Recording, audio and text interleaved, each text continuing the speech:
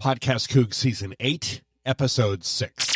You're listening to the PodcastCoug Radio Network with your host, James Laurie. The PodcastCoug is your weekly Coug On Demand show featuring all things Cougs and Washington State Cougar football. And now, here is your host, PodcastCoug. Hello, everybody. Welcome back to the PodcastCoug. I am James Laurie, the PodcastCoug, and you are listening to the PodcastCoug, where we're all things Cougar football. 30 minutes of Coug talk, and we're talking about UCLA and our upcoming game against Arizona for homecoming in Pullman on Saturday. UCLA 25, Washington State 17. That was just a painful loss. You know, we lose as a team, we win as a team, we lose as a team, and that just hurt. That was painful. I was there in the stands, and I'll tell you, it took hours, maybe 3, 4, 5 hours when I was at the airport. Finally got over it. It was so difficult. UCLA, the aggressive schemes they had, they kept us off balance. We couldn't offset it enough to stay ahead of the chains. And as you know, you were forced to pass. Nobody's open. Our ears were pinned back. And you know what? Credit to UCLA. Credit to UCLA. You can make every big play, and there's some tough plays in there. But Cam, he's the first to admit it. He's the first to admit it. Right, that it stops with him. So UCLA defense all the way. Cam probably could do. He does a lot of things. He gets the balls out quick, and credit to UCLA and their defense. They just shut everybody down. And I think their defense by far is the best in the league. There's no doubt. I think they got some big long dudes. They're physical. They're attacking, and they're just coming at you, right? So we saw it. We saw the best in the league for defense, and absolutely played offensively our worst football game of the year. Obviously, we didn't expect that. We took a lead in the second half. We got that pick six, gave a little bit juice, momentum, but the second half, hoping to build a lead, but our defense got the first stop right out of the half, which is great.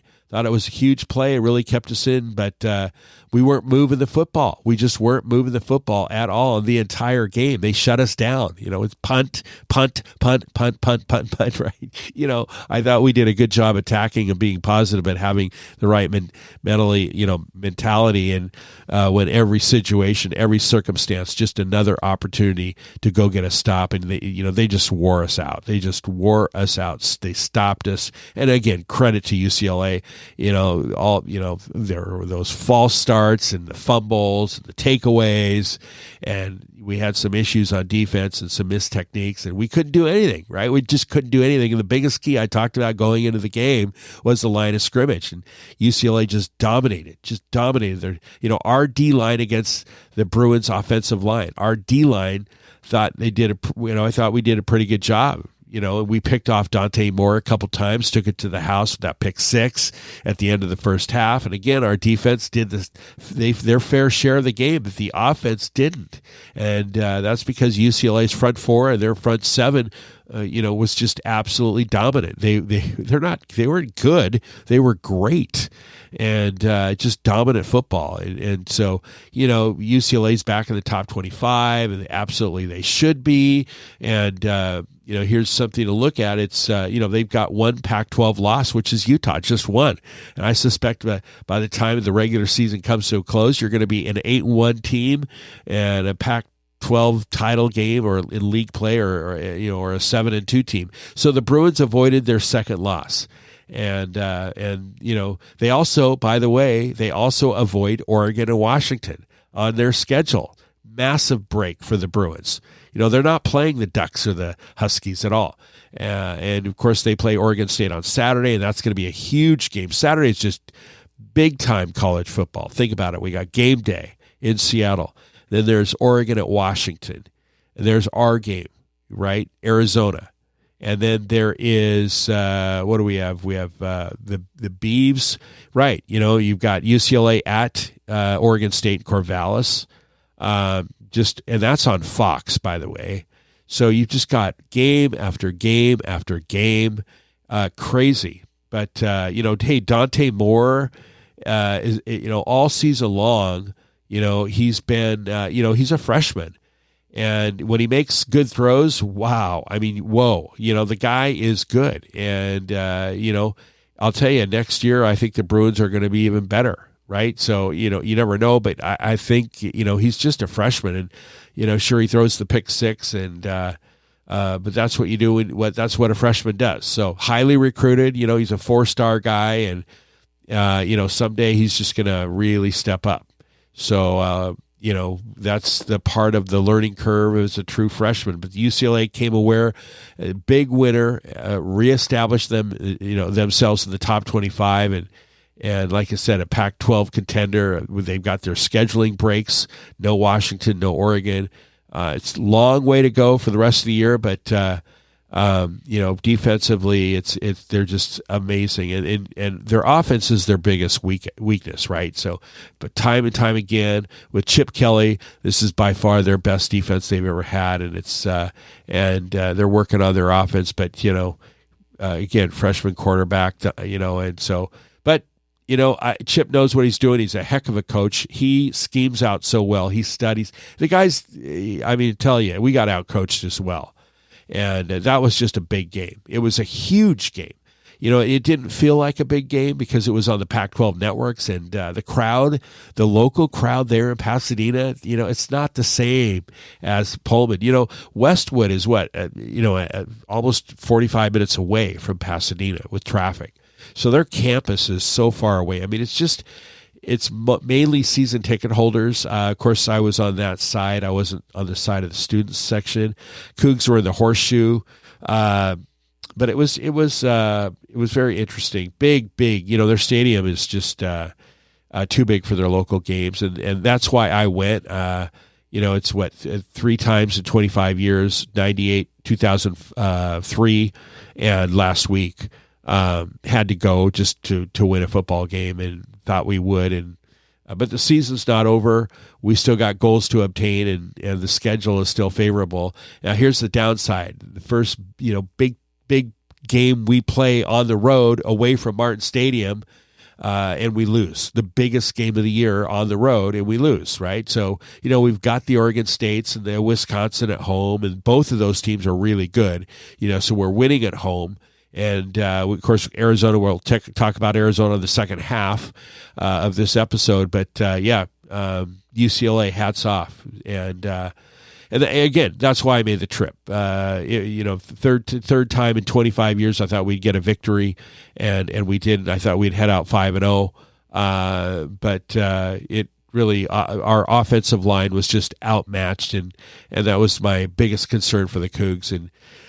And so, and of course, we can't run the football. We can't run the football. So, you have the Latu and the Murphy brothers. Those are some just great dudes, and quarterback, Dante, and they've got some great players all around. So they're going to be dangerous next year. But Cam Ward never got settled. It was a bad offensive day for Washington State, and so it's. I'll tell you, all those 3 and outs, it was just painful to see. And hats off again to Chip Kelly. Speaking about Chip Kelly, by the way, here's some audio. Chip is, Chip is a great coach. And you know what?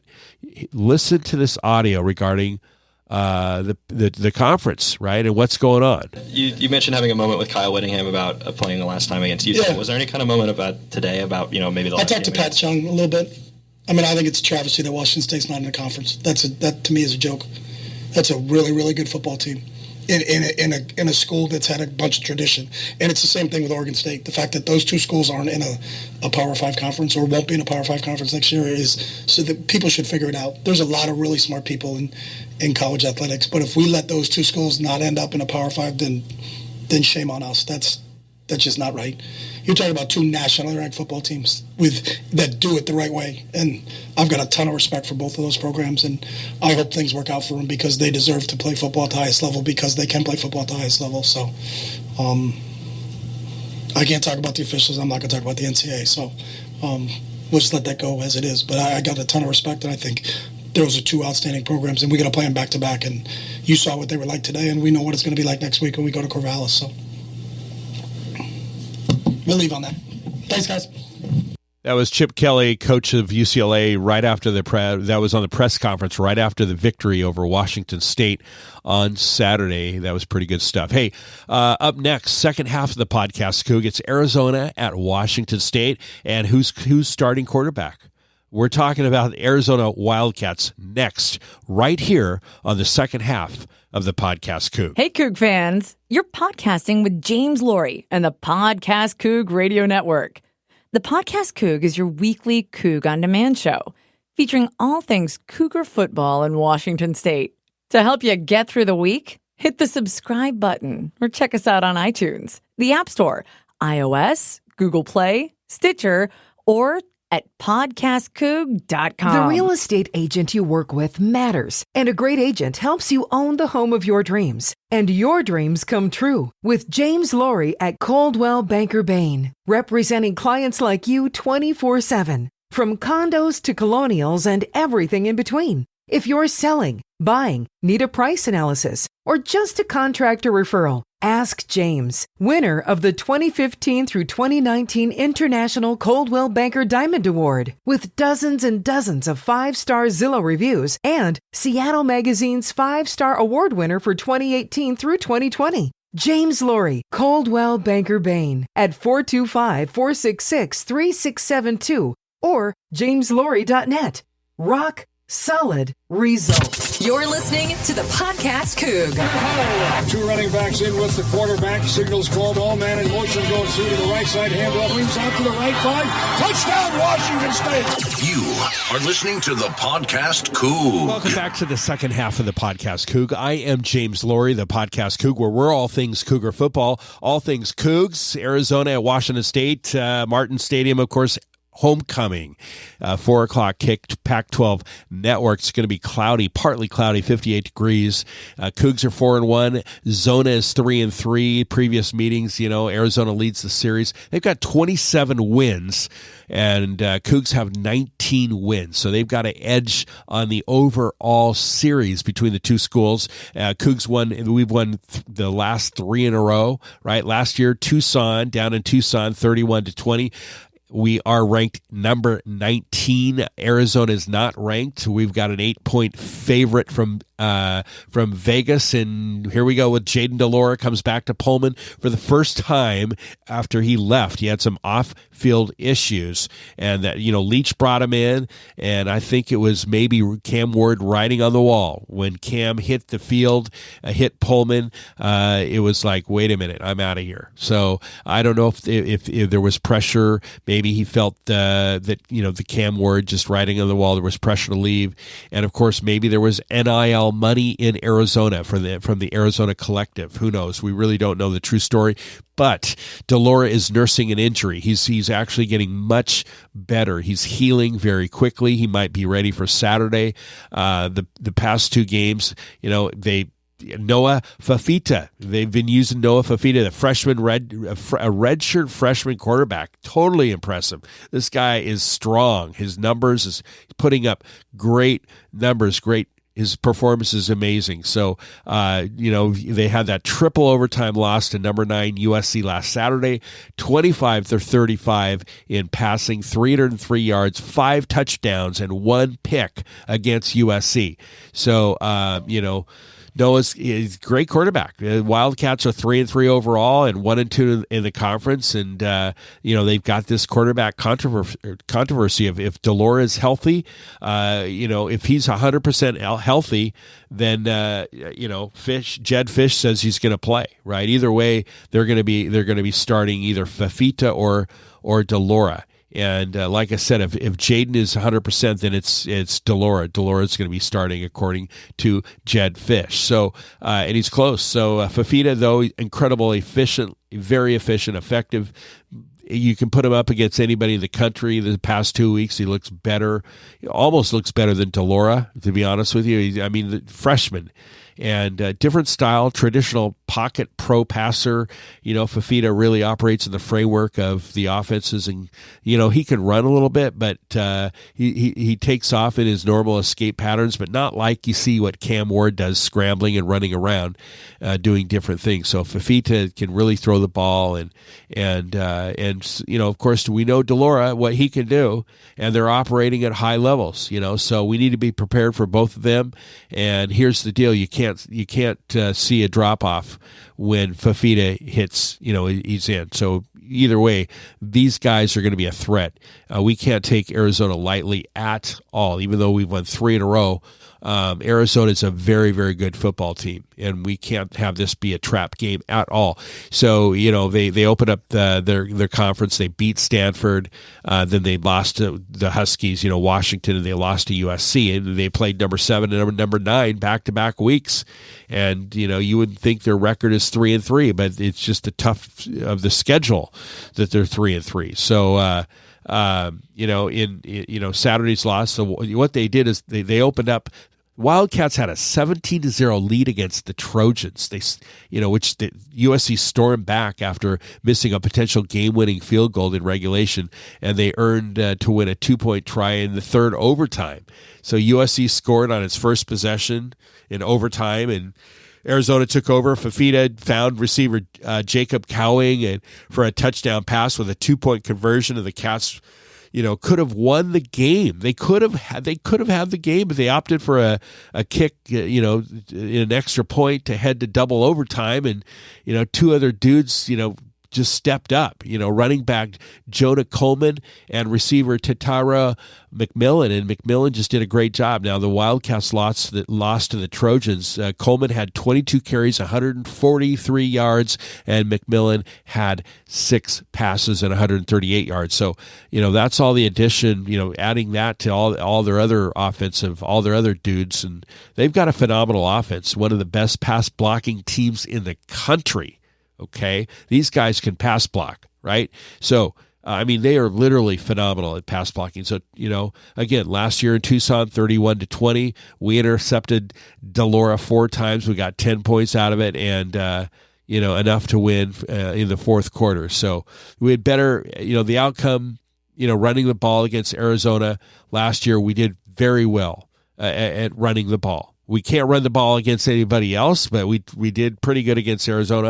161 yards on the ground, most of it coming from Nakia Watson and Jalen Jenkins. So, we're going to see what's happening. Saturday is, it's going to be fun. We got a big football weekend, big Saturday. Think about it. We got game day early in Seattle.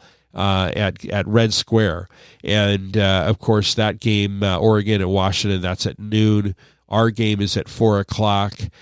You've got UCLA at Oregon State. You've got you've just got a lot of games to. I don't know how we're going to watch it all, but we'll figure it out. Anyway, hey, thank you so much for listening. It's Arizona at Washington State. Have a great weekend, everybody. God bless, and go Cougs. You've been listening to the Podcast Coug with your host, James Laurie. The Podcast Coug is your weekly Coug on Demand show featuring all things Cougs and Washington State Cougar football. This has been a presentation of the Podcast Coug Radio Network. Find us at PodcastCoug.com.